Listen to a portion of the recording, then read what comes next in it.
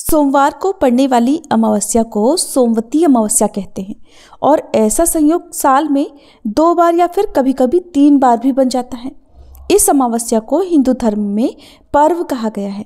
सोमवती अमावस्या के दिन पूजा पाठ, व्रत, स्नान और दान करने से कई यज्ञों का फल मिलता है और इस दिन तीर्थ स्नान करने से कभी खत्म न होने वाला पुण्य भी मिलता है। लेकिन अगर कोई तीर्थ स्नान न कर सके तो घर पर ही पानी में गंगा जल की कुछ बूंदें मिलाकर नहाने से भी इसका पुण्य मिल जाता है और ये दिन सौभाग्य से भी जुड़ा होता है। सोमवती अमावस्या के दिन विवाहित महिलाएं व्रत रखकर भगवान शिव और माता पार्वती जी की पूजा करती हैं। भगवान शिव और माता शक्ति के आशीर्वाद से उनका वैवाहिक जीवन खुशहाल होता है, पति की दीर्घायु भी होती है।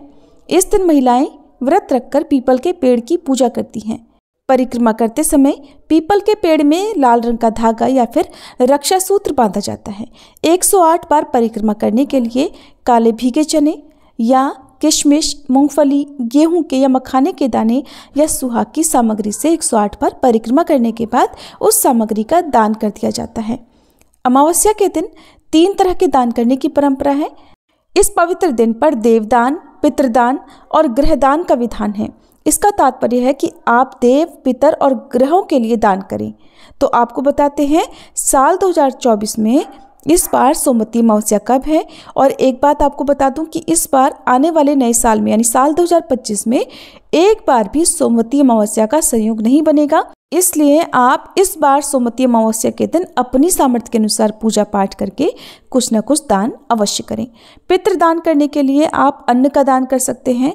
इस दिन जो भी सात्विक भोजन आप बनाते हैं उसमें से एक हिस्सा गाय, कुत्ते और कौवे के लिए जरूर निकालें। ऐसी मान्यता है कि इनके माध्यम से पितृदेवताओं को उनके हिस्से का अन्न प्राप्त होता है।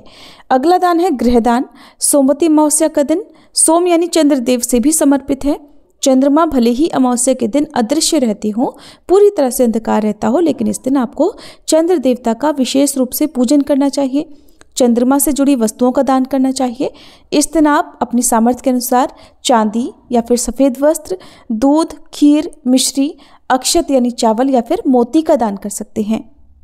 देवदान यानी देवताओं को तृप्त करने के लिए आप वस्त्रों का दान कर सकते हैं। यानी आपके आसपास जो भी मंदिर हैं वहाँ पर प्रतिमाओं को चढ़ाने के लिए आप लाल, पीले, हरे, नीले आदि रंग के वस्त्र दान कर सकते हैं। ये वस्त्र सिले हुए होने चाहिए। ऊनी वस्त्रों का दान यदि आप करते हैं तो बहुत अच्छी बात है। इसके अलावा आप ऊनी गर्म वस्त्रों का दान निर्धन व्यक्तियों को भी कर सकते हैं। ऐसे में यदि आप सोमवती अमावस्या को अन्न और वस्त्र का दान एक साथ करते हैं तो इससे पितृ, देव और ऋषि तीनों ही तृप्त हो जाते हैं। वस्त्र देवों को और अन्न पितर और ऋषियों को प्राप्त हो जाता है। आप पितरों को संतुष्ट करने के लिए अमावस्या पर गाय का दान कर सकते हैं।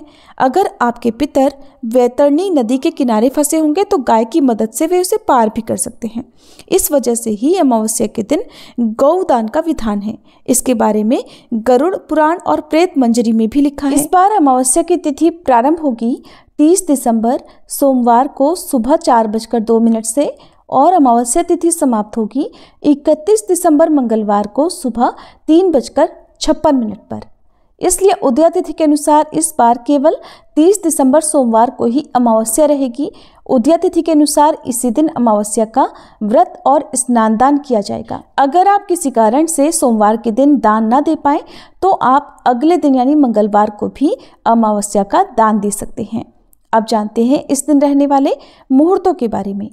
30 दिसंबर सोमवार को सूर्योदय होगा सुबह 7:11 पर, सूर्यास्त शाम 5:47 पर होगा। ब्रह्म मुहूर्त का समय सुबह 5:35 से 6:23 तक रहेगा। ब्रह्म मुहूर्त का समय अमावस्या का स्नान, ध्यान, जप करने के लिए बहुत ही उत्तम माना जाता है। अभिजीत मुहूर्त दोपहर 12:08 से 12:50 तक रहेगा और पितरों के निमित्त तर्पण आप इस दिन सुबह 11:46 से दोपहर 12:50 के बीच में भी कर सकते हैं। ये समय पितृ तर्पण के लिए उपयुक्त समय माना जाता है।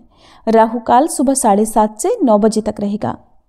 और वृद्धि योग जो कि अमावस्या से एक दिन पहले यानी कि 29 दिसंबर रविवार को रात 9:42 से शुरू होगा और जो कि सोमवार के दिन सारा दिन रहने के बाद रात 8:32 पर समाप्त होगा।